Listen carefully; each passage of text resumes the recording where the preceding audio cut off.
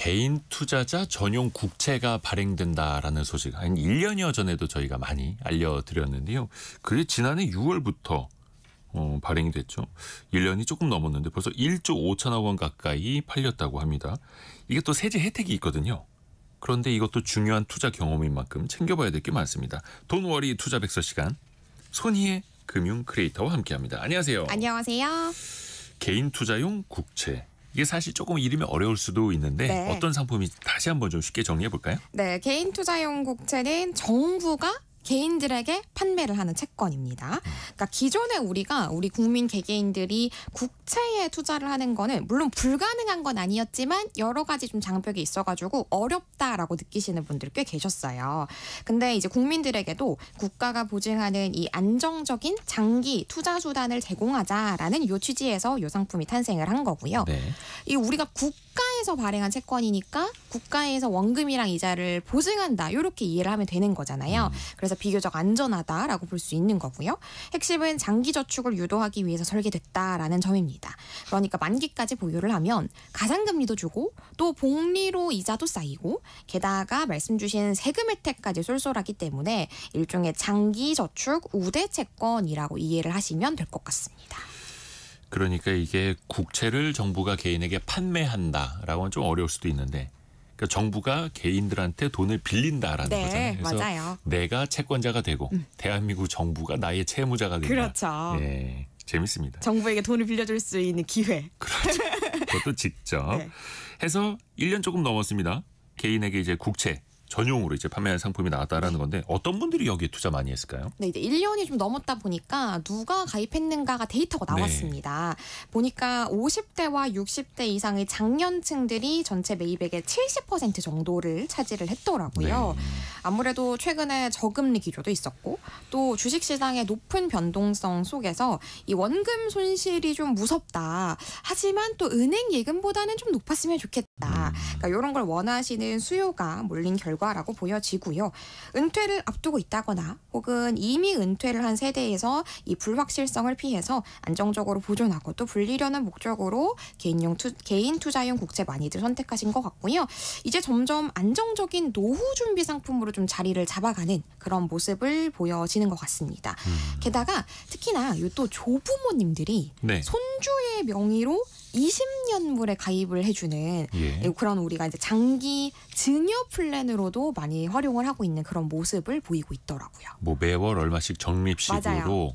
장기간에 걸쳐서 네, 따로 용돈을 주기보다는 합법적인 증여이기도 하고 그리고 또 20년이니까 아이가 또 성인이 되면은 또 목돈을 잡을 수 있는 기회가 될 수 있잖아요. 또 2천만 원까지는 증여세가 비과세가 되니 그걸 또 이용을 하시는 그런 방식으로 재밌네요. 근데 일단 이게 아무리 국채라고 해도 원칙적으로 원금 보장이 되는 건 아닙니다. 그럼요. 그렇죠? 다만 대한민국 정부가 망하지 않는다면 그 원금을 받을 수 있다라는 거고 얼마부터 투자할 수 있을까요? 최소 10만 원부터 가능하고요. 10만 원 단위로 투자를 시작하실 수 있습니다. 다만 한 사람이 1년에 살 수 있는 총액이 정해져 있어요. 모든 판매 대행증권사 합쳐서 연간 2억 원으로 제한이 돼 있고요. 요 한도는 매년 1월 1일에 새로 갱신이 되는 거기 때문에 장기적으로 꾸준히 매입해서 포트폴리오 쌓아가시는 전략으로 활용하시는 것도 가능하겠습니다. 네. 근데 이게 국채에도 그 만기, 기간에 따라서 종류가 좀 나뉘지 않습니까? 네. 또 각각의 장단점까지 같이 따져볼까요? 네, 개인 투자용 국채는 크게 세 종류로 5년물, 10년물, 20년물 이렇게 나눌 수가 있습니다. 만기 기간에 따라서. 네, 5년물은 기간이 좀 짧아서 확실히 심리적 부담은 좀 적습니다. 근데 이런 장점은 있지만 아무래도 10년물, 20년물보다는 짧잖아요, 기간이, 만기 기간이. 그래서 복리 효과 면에서는 좀 아쉽다라는 부분은 우리가 단점으로 꼽을 수가 있겠고요. 하지만 확실히 유동성 측면에선 장점이 있습니다. 반면에 10년물은 자녀의 대학 등록금이나 결혼 자금처럼 구체적인 목적이 있다. 이걸 좀 대비하고 싶다. 중장기 자금 마련에 적합하다라고 볼 수 있고요. 또 가장 만기 기간이 좀 긴 20년물은 복리 효과를 극대화할 수 있어서 우리가 가장 큰 수익을 기대할 수 있는 부분입니다. 아무래도 10년형이랑 20년형은 꽤 긴 시간 동안 자금이 묶이는 거잖아요. 그렇죠. 그래서 아무래도 아까 말씀드린 것처럼 중장년층들에겐 인기가 있지만 반면에 2030 세대에게는 너무 긴데? 라는 좀 그런 부분이 있기 때문에 아직은 좀 외면을 받고 있는 상황입니다.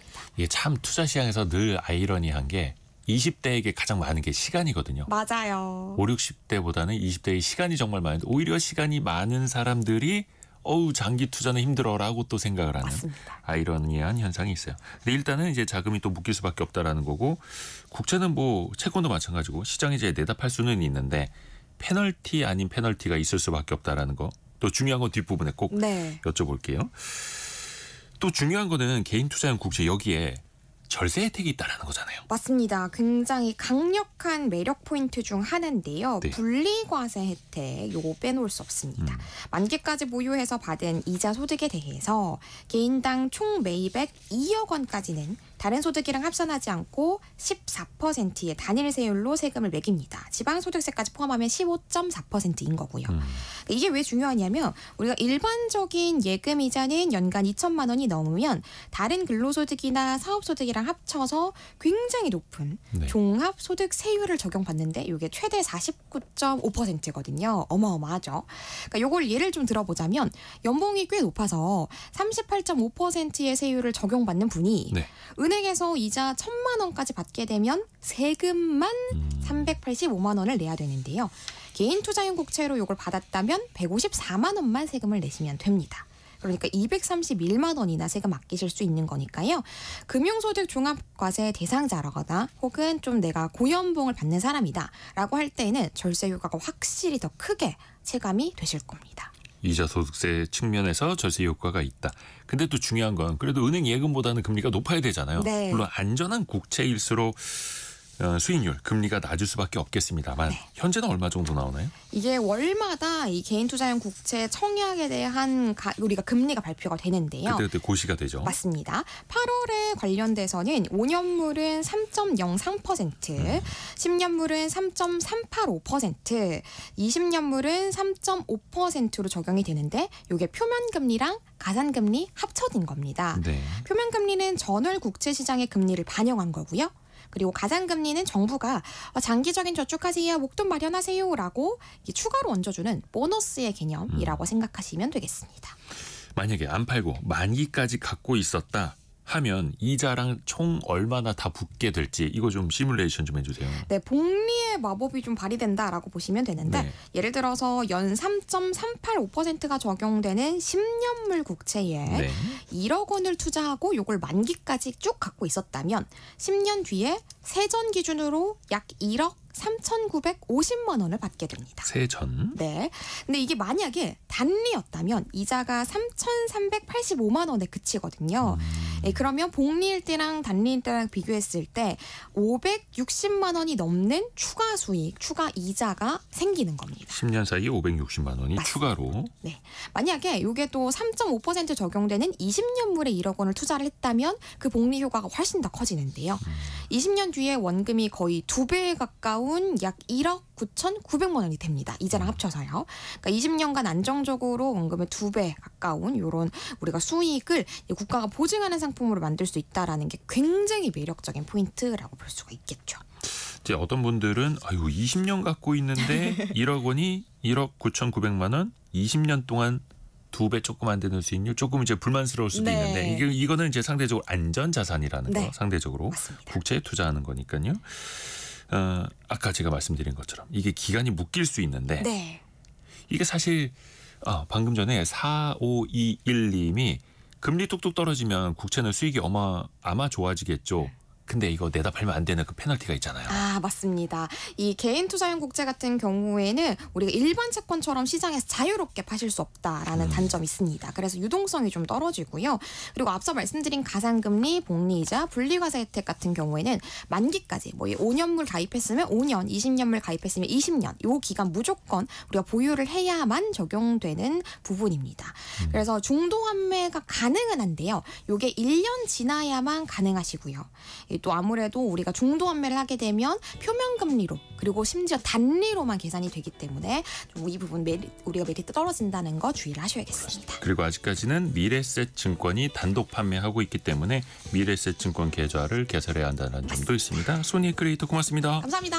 저희가 2부에서는요 개미스쿨 시간으로 돌아옵니다. 잠시 뉴스